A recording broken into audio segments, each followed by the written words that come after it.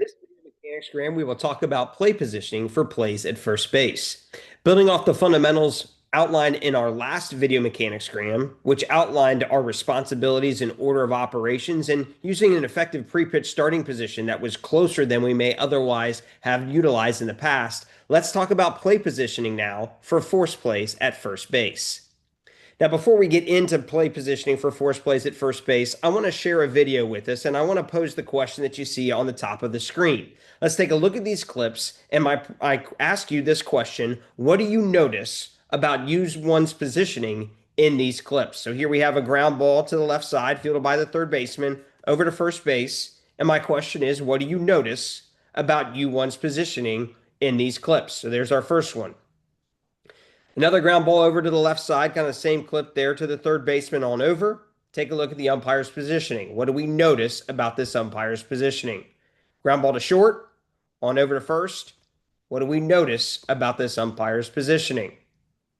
Continued ground ball over to shortstop again. Let's take a look at the umpire's positioning. What do we notice about their positioning at first base?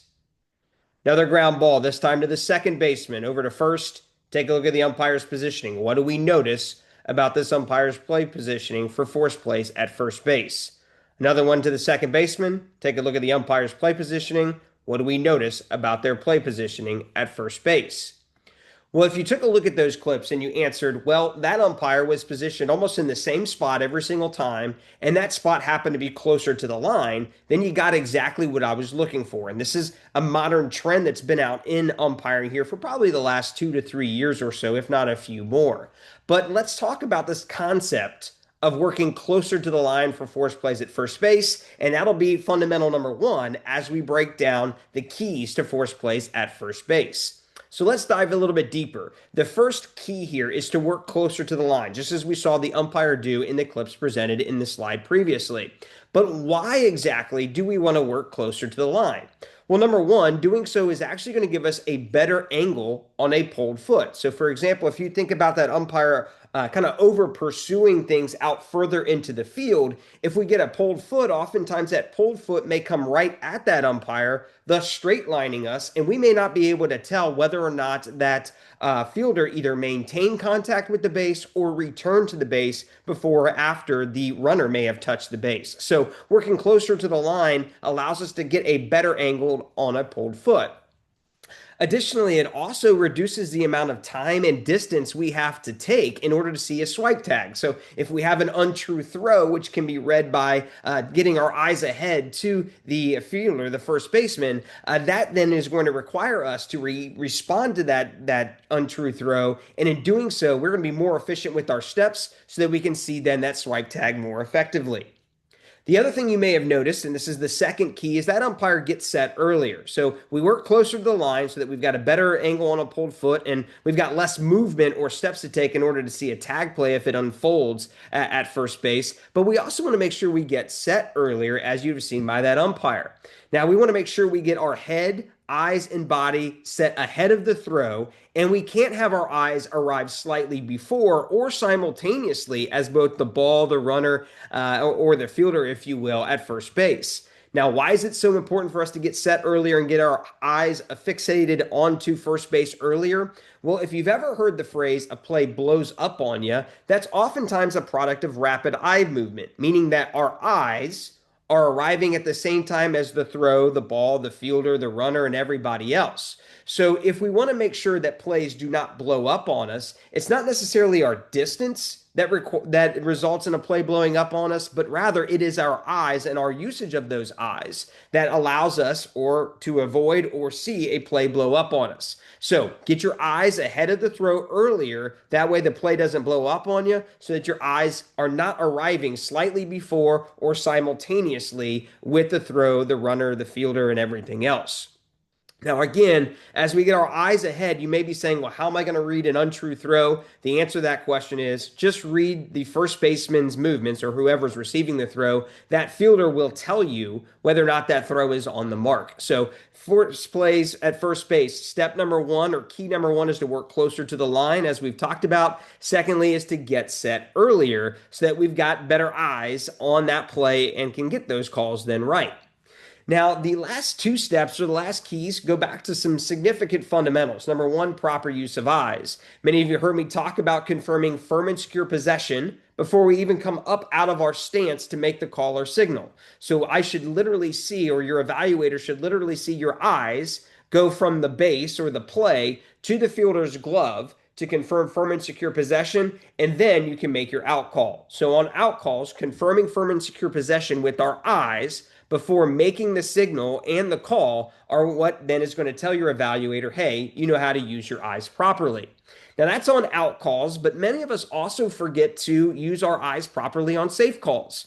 So if you think about being an umpire at first base as you won, how exactly do we use our eyes properly on safe calls? What do we have to see is essentially the answer to that question. Well, we have to see the touch of the runner, so that's one thing. But at first base, we also know they're able to overrun first base. And when doing so, sometimes those runners, that batter runner now, may make an attempt to advance to second base or may just turn to retreat back to first base as well. So on safe calls, we have to see the touch of the runner and then maintain the status of the runner as well. The other important note here on a safe call at first base is as we start to use the double first base in our program, that batter runner now must return to the white section of the base and cannot return to the orange section of the base because if doing so, they may be then in jeopardy of being put out. So proper use of eyes on out calls is confirming firm and secure possession before making that out call. And we do that with our eyes. And then on safe calls, we want to do three things. See the touch of the runner,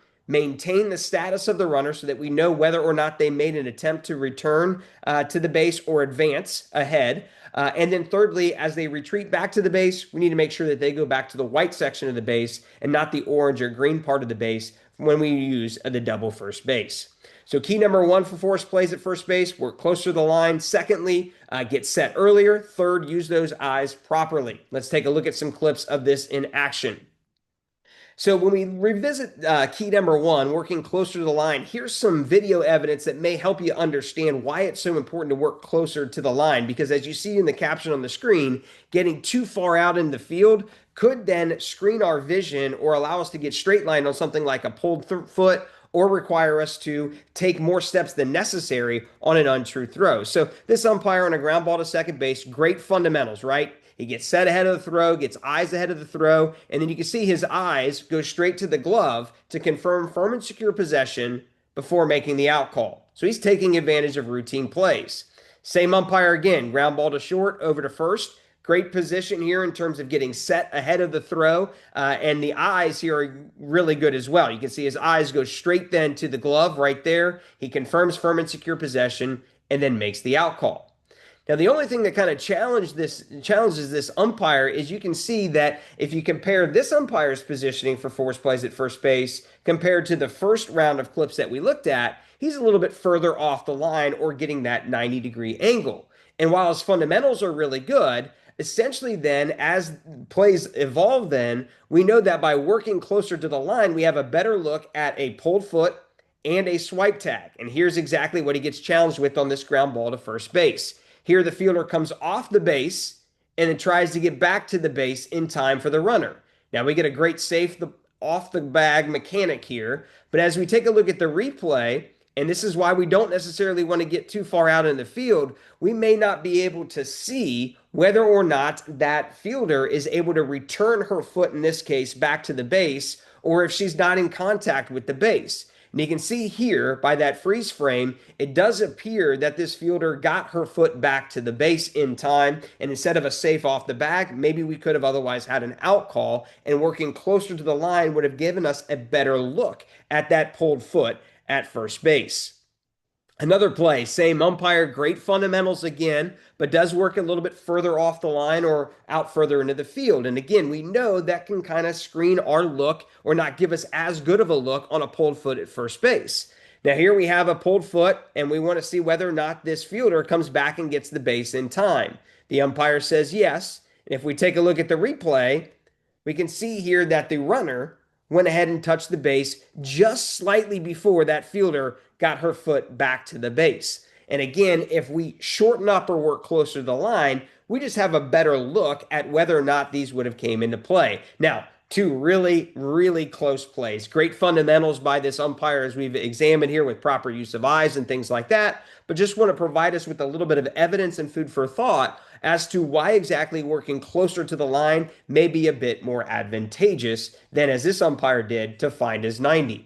Now, here's a couple clips of another umpire working closer to the line. You can see this umpire has worked closer to the line, a very similar play where that fielder has kind of come off the base. And remember, if we move further out into the field, we may not have as good a look as to whether or not this fielder's made contact with the base or has returned to the base before the runner here. Good safe off the bag mechanic here as well. But take a look here. Boom. You can see here that if we're positioned out in the field, we can't necessarily tell, we can't determine whether or not this fielder is on the base or returns to the base as we otherwise could if we position closer to the line. And you can see here, closer to the line as this camera angle is, we can definitely tell then that that fielder's foot is off the base, as you see noted here. One more clip here on the angle here on a pulled foot or anything that's extracurricular, I guess you could say, at first base. Here's another one here where the first baseman goes to scoop and a low throw at first base. Our umpire is positioned closer to the line. We may have a pulled foot. She returns back to the base. And great use of eyes here to confirm firm and secure possession. That's exactly where his eyes are right now. They're on that glove, and then he can come and make that out call. So a really good look there at a reason as to why exactly working closer to the line is advantageous, particularly then on pulled foots. Well, the second thing, or pulled feet, I guess you could say, there's the plural of foot. But the second reason as to why exactly we want to work closer to the line is to allow us then a little bit more time and distance to get on a swipe tag resulting from an untrue throw. So here we have a ground ball to third base. Our umpire has positioned closer to the line. And as you see here, this is an errant throw that's going to take the first baseman off the bag. And our first base umpire is able to get a step and a lean into that angle and then even readjust here so that he can see then this tag attempt. So not only then does working closer to the line help us out on a pulled foot, but it then also shortens our time and distance required for us to go ahead and react or respond, I should say, to an untrue throw. Great mechanic of on the tag and then out, confirming firm and secure possession. Now, again, I do want to go back to the fundamentals here, right? We've talked about working closer to the line. Let's not forget the fundamentals of getting set, getting our head and eyes set ahead of the throw so that not everything's arriving at once and the play blows up on us. Great job here by this umpire. Get set ahead of the throw. You can see his eyes right now are on the fielder as that fielder goes into the glove to confirm firm and secure possession. He does so with his eyes and then makes his out call. Another really good job by this umpire to work closer to the line. A scoop play once again. You can see he works closer to the line, can maintain a look at that foot. You can see his eyes right here go straight to the glove. He says yes, then he scooped it, confirms firm and secure possession, and then makes the out call. Now, the last kind of example that we talked about in terms of proper use of eyes was to make sure that we maintain the status of the runner. So what exactly does that look like? Well, here on this safe call, we're not going to need to stare the runner down by any stretch, but we do need to take a quick peek over our shoulder, as this umpire does, to maintain the status of the runner, signal safe, and then as this umpire does, get our eyes back to the baseball. So on out calls, it's maintaining our eyes on the ball so that we can confirm firm and secure possession before making our out call. And then on safe calls, remember, we have to see the touch of the runner, maintain the status of the runner by just a quick glance over our shoulder, and then lastly, making sure if we're using the double first base, they return then to the white section of the base. Now, again, a really good look at this one in terms of confirming, proper use of eyes, I should say, proper use of eyes on a safe call, which is just a quick glance over at our shoulder to maintain the status of the runner, then get our eyes back to the glove to make sure that we have everything in our line of sight that is necessary.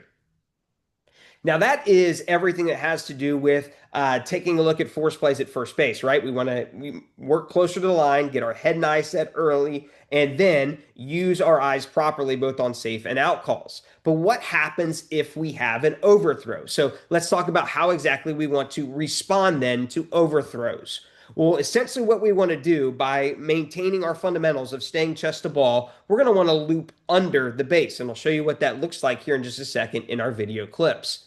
Again, we also want to use our eyes properly. So we want to make sure that the runner touches the base, that they don't make an effort to advance, and that they return, if we're using the double first base, to the white section of the base. So did they make an attempt to advance? Did they return then to the correct colored section of the base?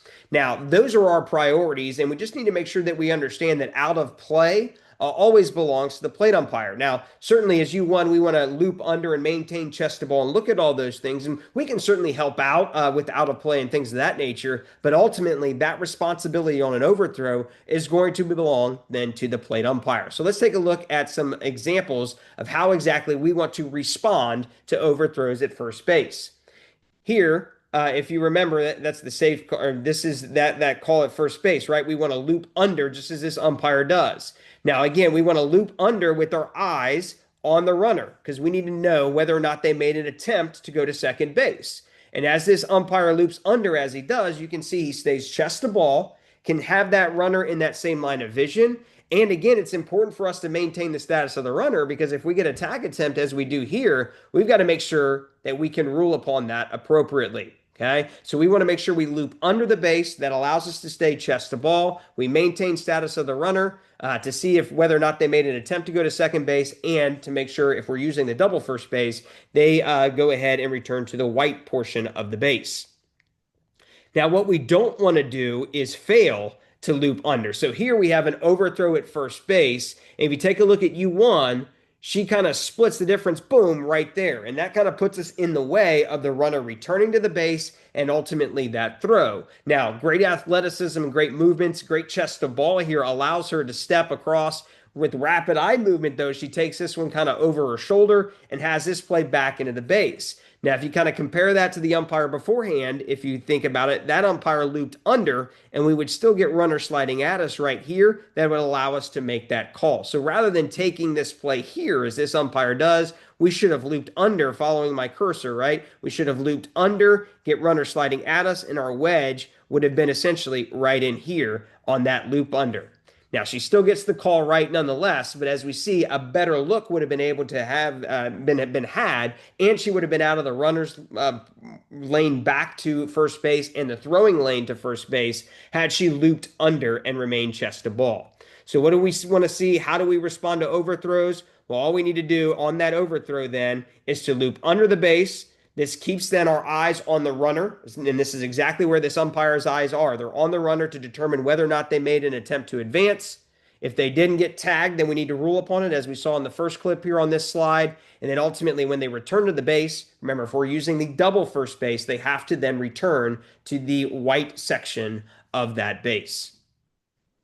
Now, in closing, I want to do a quick review of these force plays at first base because realistically, we covered quite a few fundamentals. So number one, what exactly have we learned about play positioning for force plays at first base? First, we learned that we should work closer to the line because that gives us a better look at pulled foot, and it also gives us a more advantageous position if we have an untrue throw that results then in a swipe tag.